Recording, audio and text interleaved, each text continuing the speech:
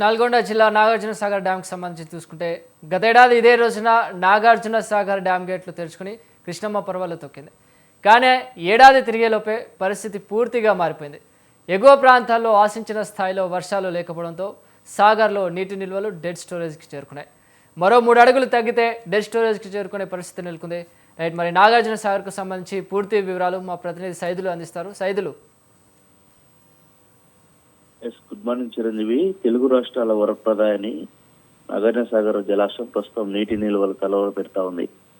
గత ఏడాది జూలై మాసం ఏదైతే ఉందో ఇది 2,55,811 క్యూసెక్ల నీటి నిల్వలతో అయితే ఈ జలకళతో సంతరించుకున్నటువంటి ప్రాజెక్టు ఇప్పుడు అంటే 18 సంవత్సరాల తర్వాత తొలిసారి జూలై మాసంలో నిండి పూర్తిగా గేట్లు తెరుచుకున్నటువంటి ప్రాజెక్టు ఇప్పుడు ప్రాజెక్టులో నీటి నిల్వలు పడిపోయి ఆయకట్టు సాగునీటితో పాటు తెలుగు రాష్ట్రాలకు తాగునీటి సరఫరా కూడా బంద్ అయ్యే అవకాశాలు కనిపిస్తా ఉన్నాయి.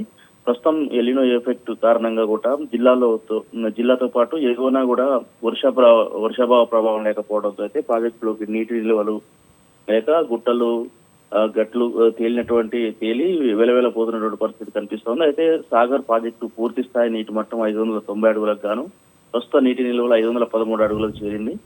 దాంతో నీటి నిల్వలు పూర్తి స్థాయిలో ఉన్నటువంటి నేపథ్యంలో కూడా అంటే నీటి నిల్వలు పూర్తి స్థాయిలో డెడ్ స్టోరేజ్ లో ఉన్నటువంటి నేపథ్యంలో కూడా అయితే ఇంకొక 3 అడుగులు నీటి నిల్వలు పడిపోతే ప్రాజెక్టు డెడ్ స్టోరేజ్ చేరి తెలుగు రాష్ట్రాల ప్రజలకు తో పాటు ఇటు హైదరాబాద్ జంట నగరాల ప్రజలకు తాగునీటి సమస్య వచ్చేటువంటి పరిస్థితి కనిపిస్తా ఉంది.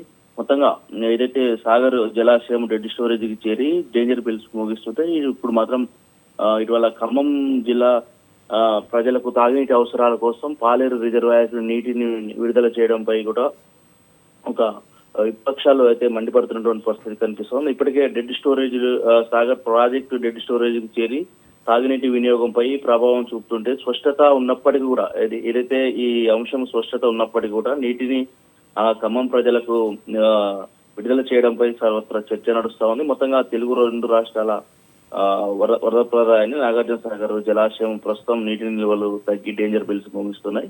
ఇప్పటికైనా వర్షాభావ ప్రభావితం ఉంటే మాత్రం తాగునీటి కష్టాలు ప్రజలకు తాగునీటి కష్టాలు తీరే అవకాశం ఉంది.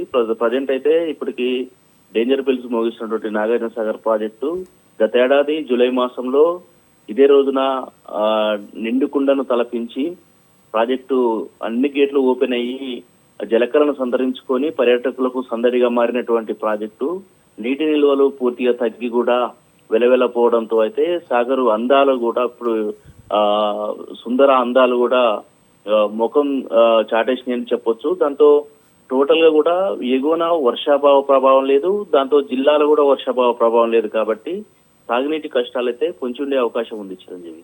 Right, thank you Saidulu.